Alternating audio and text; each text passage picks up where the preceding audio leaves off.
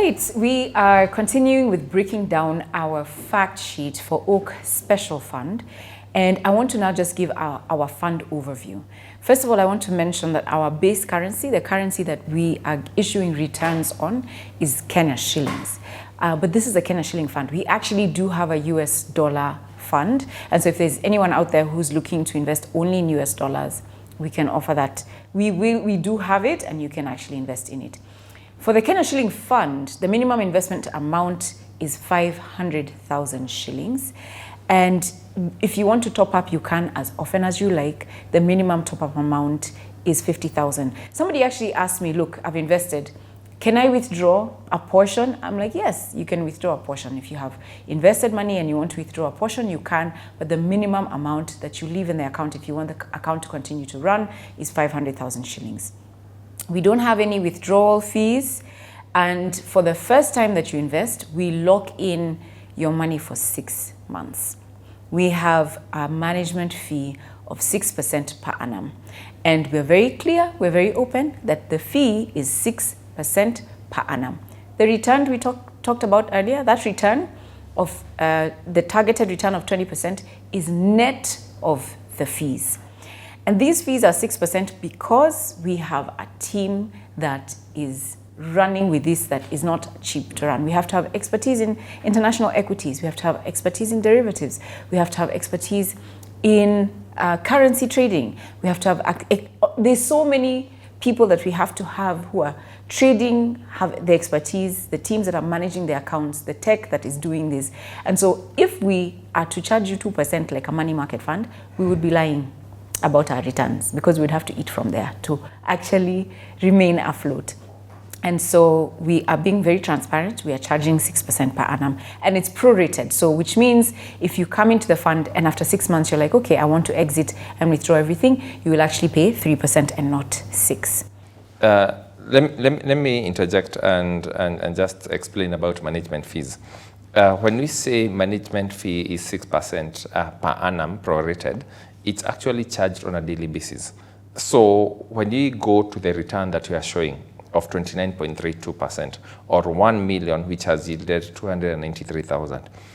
On that, we have already taken away our management fees. So that is the money that is credited into your account. That is what you will get at the end of as at 30th of November. So just know that on a daily basis, we take a management fee, and so it does not hit you at once. Yeah. Yes. Maybe just on that, somebody asked me, how is it applied? So it's applied daily, but in the statement, when you credit the income that has been gained, the management fee has already been taken out. Yes. So different systems behave differently, but what happens is on a daily basis, all the incomes are aggregated, let's say. So we'll take an example of 1 million. So you have an income of, let's say, 1,000. That is the income. However, we look at it's 1,000 plus the investment that you had. Then we'll calculate 6% of that over the whole year, which is over 365 days.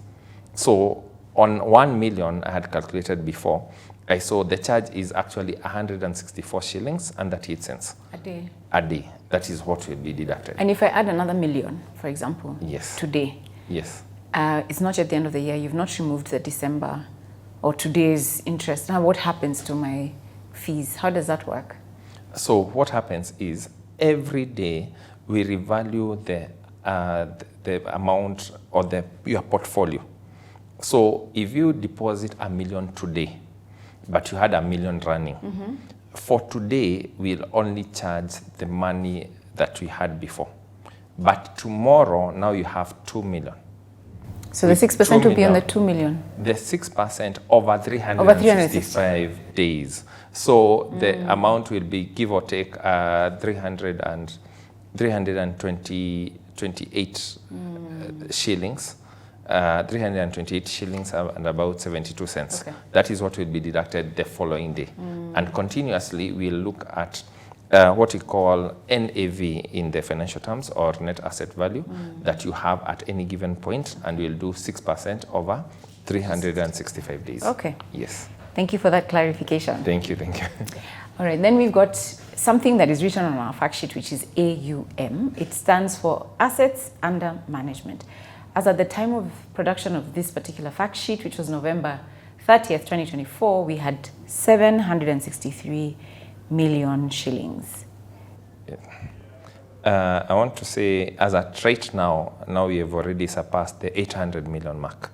So I'm happy that you are moving in the right direction. No, it's actually quite amazing, Yes. this growth. I remember when Safaricom announced Mali, and it had been a couple of months actually. Yes. Mali got to 800 million, and I don't remember now, it feels like it was about 4 months. Yes. And you know, to be honest, we started this journey of publicizing Oak in September. Yes. So it's September, October, November. We're just halfway, not yet even halfway through December right now. And we are already surpassed 800. So for me, allow me to just take a small break and say thank you so much for trusting us. Like I don't take this growth for granted at all. This is a vision we've had, a dream that's been in my heart for so long, to be able to provide an opportunity for people to invest in something that is painless, something that helps you become consistent, and to really truly pay yourself first. And so I'm so excited about the journey that I'm already on with the clients who are on board with us. This video is actually primarily for them. So thank you for trusting us. All right, so the fund manager, who's a chief investment officer, is Ian Kangara, and he's been in the market, as he said earlier, in this specific industry for over 16 years.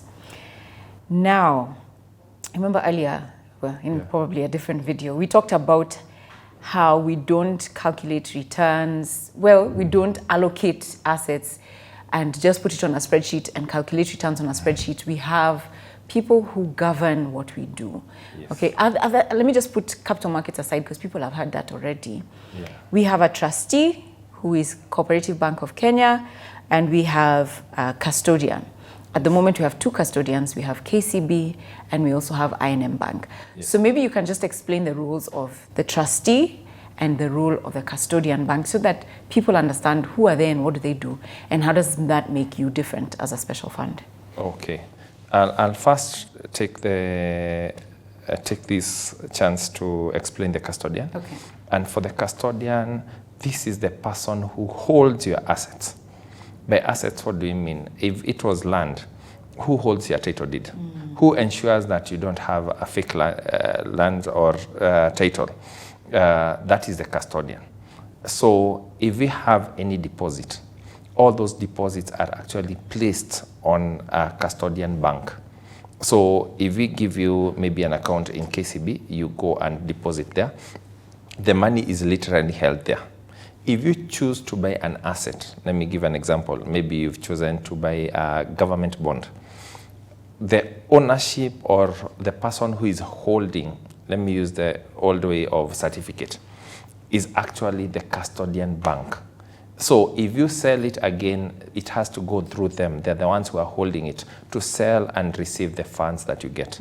So at any given moment, if you choose to use your Excel and you say, now we are worth 10 billion, yeah, the custodian can say, but that's not what I'm holding. Right. Because that is what you are reporting, but what are they holding? That is one. Then I'll break down the trustee. So there's a custodian who holds everything. We are the fund managers who are supposed to transact and actually do the reporting. But on the other end, there is someone who's an overseer of all this, just to ensure that everything is aligned. What we are reporting versus what we have and all the systems. And that is the trustee. There are also the people who will look at, once in a while, they look at our books and ensure that everything is sitting right. And if everything is not sitting right, they can be the whistleblowers, basically, to the capital markets, or even now to call the fund manager and say, or the board, and there's something wrong with how we are running things. Yeah, truly their role is to represent the unit holders, Yes. the customers that we have, Yes. and to represent their interests. True. Yeah, awesome. Great, so now we're moving to our second page, which actually breaks down the performance. And we do have a section where we have performance month on month since inception. And so we give the month, and the absolute return that we made in that month. So you can actually just see, okay, this month we did this month we did that, and we put the actual return that we have made in that month.